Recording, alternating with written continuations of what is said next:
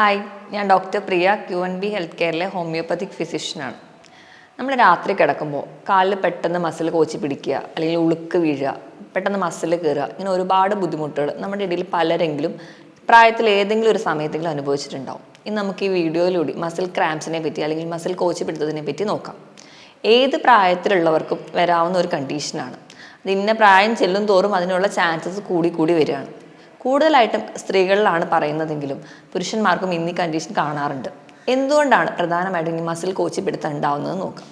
നമ്മുടെ ശരീരത്തിൽ voluntary muscles അല്ലെങ്കിൽ നമ്മുടെ നിയന്ത്രണത്തിലുള്ള മസിൽസ് ഉണ്ട്, അല്ലെങ്കിൽ നമ്മുടെ നിയന്ത്രണത്തിലല്ലാതെ പോകുന്ന കുറേ മസിൽസ് ഉണ്ട്, ഇൻവോളണ്ടറി മസിൽസ്. ഇപ്പം നമുക്ക് നടക്കണമെങ്കിലോ കയ്യിൽ എന്തെങ്കിലും സാധനങ്ങൾ എടുക്കണമെങ്കിലോ ഒക്കെ നമ്മൾ വിചാരിക്കും പോലെയാണ് മസിലിൻ്റെ മൂവ്മെൻറ്റ്സ് വരിക. പക്ഷേ നമ്മൾ രാത്രി കിടന്നുറങ്ങുമ്പോഴും അല്ലാതെയൊക്കെ പല സമയങ്ങളും നമ്മൾ അറിയാതെ തന്നെ ഒരുപാട് മസിലുകൾ നമ്മുടെ ശരീരത്തിൽ പ്രവർത്തിക്കുന്നുണ്ട്. അപ്പോൾ മസിലിൻ്റെ ഒരു മൂവ്മെൻറ്റ് എന്ന് പറഞ്ഞു കഴിഞ്ഞാൽ കൺട്രാക്ഷൻ, റിലാക്സേഷൻ, ഈ ഒരു രീതിയിലാണ്. അതായത് ഒന്ന് സങ്കോചിക്കുക, പിന്നെ ഒന്ന് റിലാക്സ് ചെയ്യുക, അങ്ങനെ ഒരു രീതിയിലാണ്.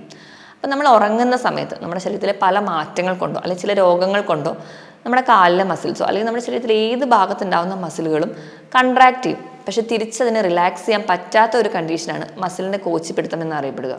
ഇങ്ങനെ ഒരു ബുദ്ധിമുട്ട് വരുമ്പോൾ നമുക്ക് രാത്രി തന്നെ ഭയങ്കരമായ വേദന അനുഭവപ്പെടുന്നത് കാണാം. വേദന ഉണ്ടാകുന്നതുകൊണ്ട് അതികഠിനമായ വേദന ആയതുകൊണ്ട് തന്നെ നമുക്ക് ഒരാളുടെ ഒരു സഹായത്തോടു കൂടി എണീറ്റിരുന്ന് ആ ഒരു ഏരിയ, കാലിലാണെങ്കിൽ ആ ഭാഗത്തെ നല്ലപോലെ മസാജ് ചെയ്താൽ മാത്രമേ നമുക്ക് ആ ഒരു വേദന കുറയുന്നതും അതുപോലെ തന്നെ മസിൽ റിലാക്സ് ചെയ്യുന്നതും കാണാം. നമ്മുടെ ശരീരത്തിലെ ഏത് പേശികൾക്ക് വേണമെങ്കിലും ഇങ്ങനെ ഒരു മസിലിൻ്റെ ക്രാംസ് അനുഭവപ്പെടാം. കൂടുതലായിട്ട് നമുക്ക് അനുഭവപ്പെടുന്നത് കാഫ് മസിൽസ്, അതായത് നമ്മുടെ കാലിൻ്റെ വണ്ണ ഭാഗത്തുള്ള മസിലുകളാണ് കൂടുതലായിട്ടും ബാധിക്കുക. ഇതുകൂടാതെ ചിലപ്പോൾ നമ്മൾ പെട്ടെന്നൊന്ന് തിരിയുന്ന സമയത്ത് നമ്മുടെ നടുവിൻ്റെ രണ്ട് ഭാഗത്തുള്ള പേശികളെ ബാധിക്കാം. ഇതല്ലെങ്കിൽ നമ്മുടെ കാലിൻ്റെ തുടയിലുള്ള മസിലുകളെ ബാധിക്കാം. നമ്മുടെ വയറിന് വരെ ഉളുക്ക് വീഴുന്നതായിട്ട് പറയാം. വയറിൻ്റെ മസിൽസിന് മസിൽ ക്രാംസ് അനുഭവപ്പെടാം. ഇല്ലെങ്കിൽ കാലിൻ്റെ അടിയിൽ അല്ലെങ്കിൽ കാലിൻ്റെ വെണ്ണയിലുള്ള മസിൽസ്, അവിടെയൊക്കെ നമുക്ക് മസിൽ ക്രാംസ് അനുഭവപ്പെടുന്നതായിട്ട് പറയാറുണ്ട്. കൂടുതലായിട്ടും പറയുന്നത് കാഫ് മസിലിന് അല്ലെങ്കിൽ ആ ഒരു ഏരിയനെയാണെന്ന് മാത്രം. കൂടുതലായിട്ട് നമ്മൾ ഏജ് ചെല്ലുന്നതിനനുസരിച്ച് പല വിധമായ കാരണങ്ങൾ കൊണ്ടാണ് മസിൽ ക്രാംസ് ഉണ്ടാകുന്നത്. നമുക്ക് ആദ്യം തന്നെ എന്തുകൊണ്ടൊക്കെയാണ് മസിൽ ക്രാംസ് ഉണ്ടാവുന്നതെന്ന് നോക്കാം.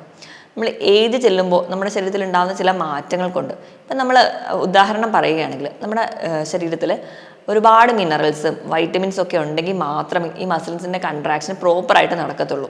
അപ്പോൾ നമ്മൾ വൈറ്റമിൻ ഡി നമ്മുടെ ശരീരത്തിൽ കുറയുകയാണെന്ന് വിചാരിക്കുക. വൈറ്റമിൻ ഡി എന്ന് പറയുന്നത് നമ്മൾ പുറത്ത് നിന്ന് വെയിൽ കൊള്ളുമ്പോൾ, അതായത് രാവിലെ ഒരു 11 മണി മുതൽ ഒരു 2 മണി വരെയുള്ള വെയിൽ കൊള്ളുമ്പോൾ കിട്ടുന്ന ഒരു വൈറ്റമിനാണ്. ഈ ഒരു വൈറ്റമിന് നമുക്ക് വേണ്ട രീതിയിൽ ശരീരത്തിൽ ഇല്ലെങ്കിൽ നമുക്ക് മസിൽ ക്രാംസ് വരാം. ഈ വൈറ്റമിൻ ഡി ഉണ്ടെങ്കിൽ മാത്രമേ നമ്മൾ കഴിക്കുന്ന ഭക്ഷണത്തിൽ നിന്ന് കാൽസ്യം അബ്സോർബ് ചെയ്യുള്ളൂ. ശരീരത്തിൽ കാൽസ്യം കുറഞ്ഞാലും നമുക്ക് മസിൽ ക്രാംസ് വരാം. ഇത് കൂടാതെ തന്നെ ഇപ്പം നമ്മൾ നല്ല പോലെ വ്യായാമം ചെയ്യുകയാണ്, അതുപോലെ നല്ല വെയിലത്ത് നിന്നാണ് വ്യായാമം ചെയ്യുന്നതെങ്കിൽ നമുക്ക് ഒരുപാട് വിയർപ്പായിട്ട് പോകുന്നുണ്ടാവും. ഈ വിയർപ്പ് ഇങ്ങനെ പോകുമ്പോൾ നമ്മുടെ ശരീരത്തിൽ നിന്ന് പല ഇലക്ട്രോലൈറ്റ്, പല ലവണങ്ങളും അല്ലെങ്കിൽ പല ധാതുക്കളും നമ്മുടെ ശരീരത്തിൽ നിന്ന് നഷ്ടപ്പെടും. അതുപോലെ തന്നെ ആ ഒരു സമയത്ത് നമ്മൾ വേണ്ട രീതിയിൽ വെള്ളം കൂടി കുടിക്കുന്നില്ലെങ്കിൽ ഈ ഒരു മിനറൽസോ അല്ലെങ്കിൽ ഒരു ഇലക്ട്രോലൈറ്റ് ഇംബാലൻസ് നമ്മുടെ ശരീരത്തിൽ വരും. അതുകൊണ്ട് നമുക്ക് മസിൽ ക്രാംസ് വരാം. ഇത് കൂടാതെ തന്നെ അമിതവണ്ണമുള്ളവർക്ക് വരാൻ ചാൻസ് കൂടുതലാണ്. അതുപോലെ തന്നെ നമ്മൾ അതുവരെ പ്രത്യേകിച്ച് ഒരു സെഡൻറ്ററി ലൈഫായിരുന്നു, പ്രത്യേകിച്ച് വ്യായാമം ഒന്നും ചെയ്യുന്നില്ല, പെട്ടെന്ന് ഒരു ദിവസം തന്നെ വ്യായാമം ചെയ്യാൻ തുടങ്ങുകയാണെങ്കിൽ അതുവരെ മസിൽ അത്ര കൺട്രാക്ട് അല്ലെങ്കിൽ റിലാക്സേഷൻ ചെയ്തിരുന്നില്ലെങ്കിൽ അത് പെട്ടെന്ന് വരുന്ന സമയത്ത് രാത്രികളിലും നമുക്ക് മസിൽ ക്രാംസ് അനുഭവപ്പെടാം. ഇത് കൂടാതെ തന്നെ നമുക്ക് പല രോഗങ്ങൾ കൊണ്ടും മസിൽ ക്രാംസ് വരാറുണ്ട്. ഉദാഹരണം പറയുകയാണെങ്കിൽ ഹൈ BP അല്ലെങ്കിൽ ഹൈ കൊളസ്ട്രോൾ അല്ലെങ്കിൽ പ്രമേഹ രോഗികൾ, ഇവർക്കൊക്കെ മസിൽ ക്രാംസ് വരാറുണ്ട്. ഇത് കൂടാതെ തന്നെ നമ്മുടെ കാലിലേക്കുള്ള രക്തയോട്ടം കുറയുന്ന കണ്ടീഷൻസ്, ഇപ്പോൾ വെരിക്കോസ് വെയിൻ പോലെയുള്ള കണ്ടീഷൻസ്, ചില തരത്തിലുള്ള വാദം, നമുക്ക് ഗൗട്ട് പോലെയുള്ള യൂറിക് ആസിഡ് ഡിപ്പോസിറ്റ് മൂലം ഉണ്ടാകുന്ന സന്ധിവേദനകൾ അല്ലെങ്കിൽ സന്ധിവാദങ്ങളിലൊക്കെ നമുക്ക് മസിൽ ക്രാംസ് അനുഭവപ്പെടാറുണ്ട്. ഈ പറഞ്ഞ കാരണങ്ങളോടൊപ്പം തന്നെ നമ്മൾ കണ്ടിന്യൂസ് ആയിട്ട് ഇരുന്ന് ജോലി ചെയ്യുക അല്ലെങ്കിൽ നിന്ന് ജോലി ചെയ്യുക, ഇതൊക്കെ മസിൽ ക്രാംസിന് കാരണമാകും. ഇത് കൂടാതെ തന്നെ നമ്മൾ എവിടെയെങ്കിലും യാത്ര പോവുക, കണ്ടിന്യൂസ് ആയിട്ട് ദീർഘദൂരം യാത്ര പോകുമ്പോൾ നമുക്ക് രാത്രിയാകുമ്പോൾ മസിൽ കയറ്റം ഉണ്ടാകുന്ന കാണാം. അതുപോലെ പ്രഗ്നൻസിയിൽ ഒരുപാട് സ്ത്രീകൾ അനുഭവിക്കുന്ന ഒരു ബുദ്ധിമുട്ടാണ് രാത്രി കിടന്നുറങ്ങുമ്പോൾ മസിൽ ക്രാംസ് ഉണ്ടാകുന്നത്. അതിന് കാരണം നമുക്കറിയാം, കുഞ്ഞ് വലുതാവുന്നതിനനുസരിച്ച് നെർവ് കംപ്രഷൻ ഉണ്ടാവുകയും ആ ഒരു ബ്ലഡ് ഫ്ലോ കൂടുന്നതുകൊണ്ടൊക്കെയാണ് നമുക്ക് ആ ഒരു ടൈമിൽ മസിൽ ക്രാംസ് ഉണ്ടാവുന്നത്. ഇതുകൂടാതെ പ്രീ മെൻസ്ട്രൽ സിൻഡ്രോം അല്ലെങ്കിൽ ആ ഒരു ടൈമിൽ നമുക്ക് ഒരുപാട് പേർക്ക് വയറിൽ മസിൽ ക്രാംസ് അനുഭവപ്പെടാം. അതുപോലെ തന്നെ കാലിലൊക്കെ ആ ഒരു ഹോർമോണൽ ചേഞ്ച് കൊണ്ട് മസിൽ ക്രാംസ് അനുഭവപ്പെടുന്ന ഒരുപാട് പേരുണ്ട്.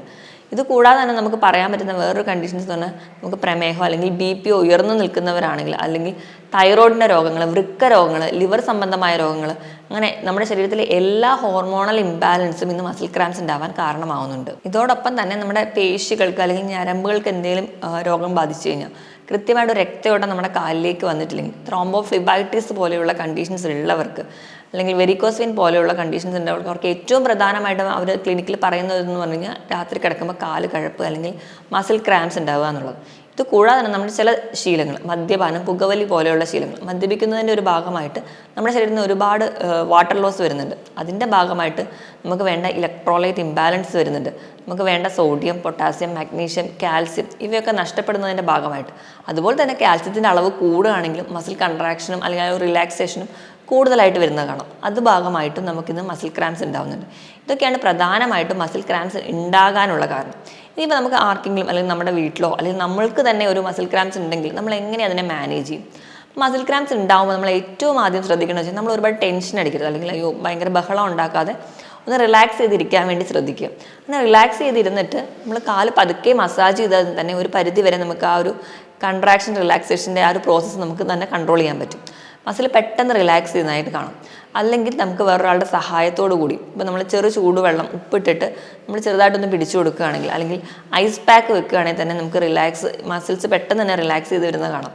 അമിതമായിട്ട് കൺട്രാക്ട് ചെയ്തിരിക്കുന്നത് കൊണ്ടാണ് നമുക്ക് ഈ മസിൽ ക്രാംസ് ഉണ്ടാകുന്നത്.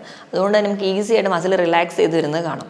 ഇനി നമ്മൾ ശ്രദ്ധിക്കേണ്ടത്, നമ്മൾ അതുവരെ ഒരു സെഡൻറ്ററി ലൈഫായിട്ടിരുന്ന ആൾ പെട്ടെന്ന് തന്നെ വ്യായാമം ചെയ്യാൻ തുടങ്ങുമ്പോൾ ആദ്യം തന്നെ കഠിനമായ വ്യായാമത്തിലോട്ട് പോകാതെ ആദ്യം തന്നെ ഒരു വാമപ്പോ അല്ലെങ്കിൽ സ്ട്രെച്ചിങ് എക്സസൈസ് ഒക്കെ നല്ലപോലെ ചെയ്യാം. അങ്ങനെ സ്ട്രെച്ചിങ് എക്സസൈസ് ഒക്കെ ചെയ്തതിന് ശേഷമാണ് നിങ്ങൾ വ്യായാമം ചെയ്യുന്നതെങ്കിൽ നിങ്ങൾക്ക് ഒരു പരിധി വരെ ഈ ഒരു ബുദ്ധിമുട്ട് അനുഭവിക്കേണ്ടി വരില്ല. ഇനിയിപ്പോൾ അതല്ല, ഇപ്പം നിങ്ങൾ വ്യായാമം തുടങ്ങുന്ന അല്ലെങ്കിൽ ജസ്റ്റ് സ്റ്റാർട്ട് ചെയ്യുന്നവരാണെങ്കിൽ ആദ്യം തന്നെ 1.5-2 മണിക്കൂർ കണ്ടിന്യൂസ് ആയിട്ട് എക്സസൈസ് ചെയ്യാതിരിക്കുക. തുടക്കത്തിൽ ഒരു അരമണിക്കൂറൊക്കെ വെച്ച് മാത്രം വ്യായാമം ചെയ്യാതെ. അതുപോലെ തന്നെ വ്യായാമം ചെയ്യുമ്പോൾ നമ്മൾ കഠിനമായ വെയിൽ കൊണ്ടിട്ട് അല്ലെങ്കിൽ ഒരുപാട് തണുപ്പത്ത് പോയിട്ട് വ്യായാമം ചെയ്യാതിരിക്കുക. ഇപ്പോൾ തണുപ്പുള്ള ഒരു ഏരിയ ഒക്കെ ആണെങ്കിൽ മാക്സിമം നമ്മുടെ ബോഡീനെ തണുപ്പിൽ നിന്ന് പ്രൊട്ടക്റ്റ് ചെയ്യുന്ന രീതിയിൽ തന്നെ വ്യായാമം ചെയ്യണം. അതുപോലെ അമിതമായിട്ടുള്ള ചൂടിൽ പോയി വ്യായാമം ചെയ്യുമ്പോൾ നമ്മുടെ ശരീരത്തിൽ നിന്ന് ഒരുപാട് ഡീഹൈഡ്രേഷൻ വരികയും ഇലക്ട്രോലൈറ്റ് ഒക്കെ നഷ്ടപ്പെടുന്നത് കൊണ്ടും ഇങ്ങനെ ഒരു ബുദ്ധിമുട്ടുണ്ടാകുന്നതുകൊണ്ട് നമ്മൾ എക്സസൈസ് ചെയ്ത് കഴിഞ്ഞ് കഴിഞ്ഞാൽ ആവശ്യത്തിന് വെള്ളം കുടിക്കാനും ശ്രദ്ധിക്കുക. അതൊക്കെ ഉണ്ടെങ്കിൽ തന്നെ ഒരു പരിധി വരെ നമുക്ക് മസിൽ ക്രാംസ് ഒക്കെ കുറയ്ക്കാൻ പറ്റും. ഇനി നമ്മൾ ഇപ്പം നമുക്കറിയാം കൂടുതലായിട്ട് മസിൽ ക്രാംസ് നമ്മൾ കാണുന്നതെന്ന് പറഞ്ഞിട്ടുണ്ടെങ്കിൽ ഈ കായിക താരങ്ങൾക്കൊക്കെയാണ്. അപ്പോൾ അവർക്ക് ആ കളിക്കുന്നതിനിടയിൽ പെട്ടെന്ന് കോച്ചിപ്പിടുത്തമൊക്കെ ഉണ്ടാകുന്നതായിട്ട് കാണാം. അപ്പോൾ അവർ ചെയ്യുന്ന ഒരു ടെക്നിക്ക് അല്ലെങ്കിൽ അവരുടെ ആ ഒരു ഗൈഡ് ചെയ്യുന്ന ടെക്നിക്ക് എന്ന് പറഞ്ഞാൽ ഏത് ഒരു ഡയറക്ഷനിൽ കാല് തിരിച്ചപ്പോഴാണോ അവർക്ക് ആ ഒരു മസിൽ ക്രാംസ് അനുഭവപ്പെട്ടിട്ടുണ്ടെങ്കിൽ അത് നേരെ ഓപ്പോസിറ്റ് ഡയറക്ഷനിലേക്ക് തിരിക്കാൻ പറയും. അങ്ങനെ ചെയ്യുമ്പോഴും അവർക്ക് പെട്ടെന്നൊരു റിലാക്സേഷൻ തോന്നാറുണ്ട്. ഇതൊക്കെയാണ് പ്രധാനമായിട്ടും നമ്മളൊരു ഫസ്റ്റ് എയ്ഡ് എന്ന രീതിയിൽ നമ്മൾ ഓർത്ത് വെക്കേണ്ടത്.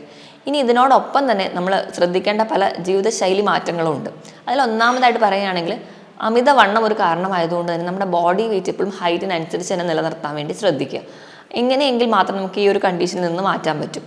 അതല്ല, നമ്മൾ നല്ലപോലെ വെള്ളം കുടിക്കുക. നമ്മുടെ ശരീരഭാരത്തിനനുസരിച്ച് തന്നെ വെള്ളം കുടിക്കുക. 25 കിലോയ്ക്ക് 1 ലിറ്റർ എന്ന കണക്കെ നമ്മൾ നല്ലപോലെ വെള്ളം കുടിക്കാൻ വേണ്ടി ശ്രദ്ധിക്കുക. പിന്നെ നമ്മൾ ഭക്ഷണം കഴിക്കുമ്പോൾ അതിൽ നല്ല രീതിയിൽ നമ്മൾ പ്രോട്ടീൻ കഴിക്കുന്നു, കാർബോഹൈഡ്രേറ്റ് കഴിക്കുന്നു എന്നുള്ളതല്ല, നമ്മൾ നല്ല രീതിയിൽ മിനറൽസ് കഴിക്കുക. മിനറൽസ് നമ്മുടെ ശരീരത്തിന് ആവശ്യമുണ്ട്, അതിന് കിട്ടുന്നുണ്ടെങ്കിൽ തന്നെ ഒരു പരിധി വരെ നമുക്ക് ഈ ഒരു ബുദ്ധിമുട്ട് മാറ്റാൻ പറ്റും. പിന്നെ മദ്യപാനം, പുകവലി പോലെയുള്ള ശീലമുള്ളവരാണെങ്കിൽ മദ്യപാനത്തിൻ്റെ ഒരു ദോഷഫലം എന്ന് പറഞ്ഞിട്ടുണ്ടെങ്കിൽ നമുക്ക് ശരീരത്തിന് ഒരുപാട് വെള്ളം നഷ്ടപ്പെടുകയാണ്. അതിനോടൊപ്പം തന്നെ നമുക്ക് ഇലക്ട്രോലൈറ്റ് നഷ്ടപ്പെടുകയാണ്. രണ്ടാമത് പുകവലിയാണെങ്കിൽ നമുക്ക് പുകവലിയുടെ മൂലം തന്നെ നമ്മുടെ രക്തക്കൊഴലുകളൊക്കെ ബാധിക്കാറുണ്ട്.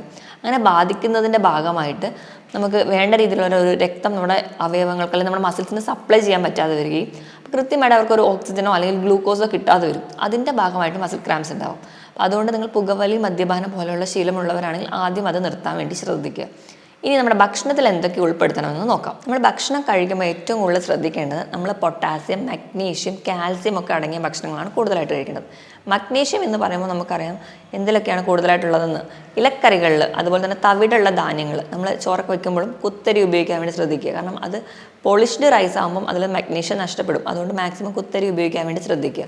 അതുപോലെ തന്നെ നമുക്ക് അവോക്കാഡോ പോലെയുള്ള ഫ്രൂട്ട്സ്, അതിൽ ധാരാളം പൊട്ടാസ്യം ഉണ്ട്. ഒരു അവോക്കാഡോ എടുക്കുകയാണെങ്കിൽ തന്നെ ഏകദേശം ഒരു 975 മില്ലിഗ്രാമോളം പൊട്ടാസ്യം അടങ്ങിയിട്ടുണ്ട്. ഏത്തപ്പഴം നല്ലൊരു സോഴ്സാണ്. പൊട്ടാസ്യത്തിൻ്റെയും മാഗ്നീഷ്യത്തിൻ്റെയും ഒക്കെ നല്ലൊരു സോഴ്സാണ് ഏത്തപ്പഴം. തണ്ണിമത്തൻ അതുപോലെ തന്നെ മാഗ്നീഷ്യത്തിൻ്റെയും പൊട്ടാസ്യത്തിൻ്റെയും നല്ലൊരു സോഴ്സാണ്. ഈ ഫ്രൂട്ട്സൊക്കെ സ്ഥിരമായിട്ട് കഴിക്കാൻ വേണ്ടി ശ്രദ്ധിക്കുക. കാൽസ്യം നല്ലപോലെ കഴിക്കാൻ വേണ്ടി ശ്രദ്ധിക്കുക. കാൽസ്യം കഴിക്കുമ്പോൾ നമ്മൾക്കറിയാം കാൽസ്യം അത് അബ്സോർബ് ചെയ്യണം. നമ്മുടെ ശരീരത്തിൽ അബ്സോർബ് ചെയ്യണമെങ്കിൽ വൈറ്റമിൻ ഡി അത്യാവശ്യമാണ്. അതുകൊണ്ട് തന്നെ ഒരു 10 മിനിറ്റെങ്കിലും ആഴ്ചയിൽ അല്ലെങ്കിൽ പറ്റുന്ന ഒരു 4-5 ദിവസമെങ്കിലും ഒരു 10 മിനിറ്റെങ്കിലും വെയിൽ കൊള്ളുക. 11 മണി മുതൽ 2 മണി വരെയുള്ള വെയിൽ സ്ഥിരമായിട്ട് നമ്മുടെ സ്കിന്നിൽ വീഴത്തക്ക രീതിയിൽ കൊള്ളുകയാണെങ്കിൽ ഒരു പരിധിവരെ വൈറ്റമിൻ ഡിയുടെ അഭാവം നമുക്ക് മാറ്റാം. അതുവഴി കാൽസ്യം അബ്സോർപ്ഷൻ നടക്കും. കാൽസ്യം ലഭിക്കാനായിട്ട് നമുക്ക് പാല്, മുട്ട, തൈരൊക്കെ കഴിക്കാവുന്നതാണ്. ഇലക്കറികളിലും ധാരാളം കാൽസ്യം അടങ്ങിയിട്ടുണ്ട്. അതോടൊപ്പം തന്നെ നമ്മൾ നട്ട്സ്, അതുപോലെ തന്നെ തോടുള്ള മത്സ്യങ്ങളൊക്കെ കഴിക്കുകയാണെങ്കിൽ നിങ്ങൾക്ക് സെലീനിയം, സിങ്ക്, മഗ്നീഷ്യം പോലെയുള്ള മിനറൽസ് നിങ്ങൾക്ക് ലഭിക്കുന്നതാണ്. അപ്പം ഈ ഒരു ഭക്ഷണം ഇതൊക്കെ നമ്മൾ സ്ഥിരമായിട്ട് നമ്മൾ കഴിക്കുകയാണ്, നമ്മുടെ ബോഡി കൃത്യമായിട്ട് വ്യായാമമുണ്ട്, നമ്മുടെ ബോഡി വെയിറ്റ് കൃത്യമായിട്ട് മെയിൻറ്റെയിൻ ചെയ്യുന്നുണ്ട്, കൃത്യമായിട്ട് വെള്ളം കുടിക്കുന്നുണ്ടെങ്കിൽ നമുക്ക് ഈ ഒരു ബുദ്ധിമുട്ട് ഒരു പരിധി വരെയൊക്കെ കുറയ്ക്കുന്നതായി കാണാം. ഹോമിയോപ്പതിയിലും ഫലപ്രദമായ ചികിത്സ ലഭ്യമാണ്. അപ്പോൾ ഏതെങ്കിലും ഒരു കണ്ടീഷൻസ് മൂലമാണ് ഇങ്ങനെ നിങ്ങൾക്ക് മസിൽ ക്രാംസ് ഒക്കെ ഉണ്ടാവുന്നെങ്കിൽ ആ ഒരു കണ്ടീഷൻ തന്നെ നമ്മുടെ മാനേജ് ചെയ്ത് കഴിഞ്ഞാൽ ഒരു പരിധി വരെ നമുക്കിതൊക്കെ മാറ്റാൻ പറ്റും. മറ്റൊരു ഹെൽത്ത് ടോപ്പിക്കുമായിട്ട് വീണ്ടും കാണുന്നത് വരെ നന്ദി.